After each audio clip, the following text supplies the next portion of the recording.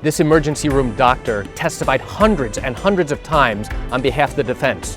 The first time I went up against him and cross-examined him, he clearly outsmarted me. Find out why and how I was able to outsmart him on the next case that we were in front of each other. Come join me as I share with you this great information.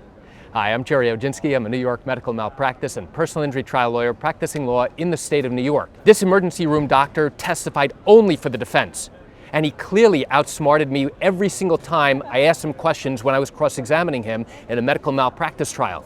And now he clearly got the better of me. But I knew I'd come up against him another time, and in fact, it wasn't long after where we had another case, and who do you think the defense expert was? This same exact defense expert. Now, I knew from the very beginning that this guy would never testify for an injured victim or for an attorney representing an injured victim. So what do you think I did? I actually picked up the phone a couple of weeks before trial and I called his office. Why? Because I wanted to go through the process of asking to see whether or not he would review a case on my behalf for an injured victim. And his secretary came back and said, absolutely not.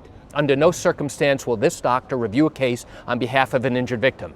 I said, why not? Doesn't he want to appear balanced? Doesn't he want to appear like he's being totally fair to both sides?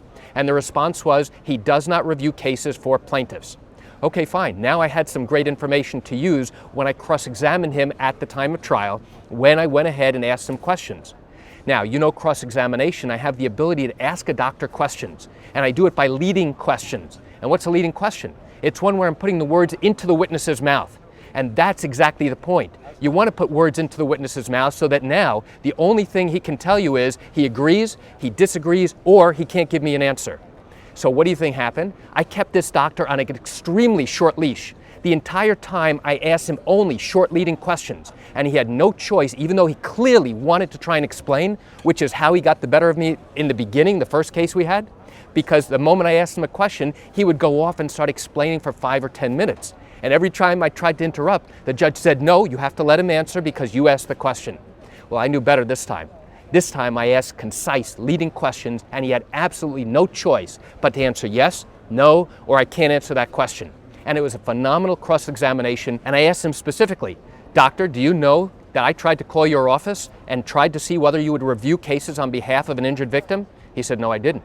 And then I proceeded to go through the entire process and explain to him who his secretary was and let the jury know that this guy was totally biased and clearly not coming in with an objective opinion. So why do I share this great information with you? I share it with you to give you an insight and an understanding to what goes on in the litigation process as the case gets to trial. And now you have experts who are coming in on behalf of the defense that we see over and over and over again. You know, I realize you're watching this because you have questions or concerns about your own particular matter. Well, if your matter happened in the state of New York and you do have legal questions, what I encourage you to do is pick up the phone and call me. I can answer your legal questions. This is something I do every single day and I'd love to talk to you. You can reach me at 516-487-8207 or by email at Gerry, Gerry, at oginski-law.com. That's it for today's video. I'm Gerry Oginski. Have a wonderful day.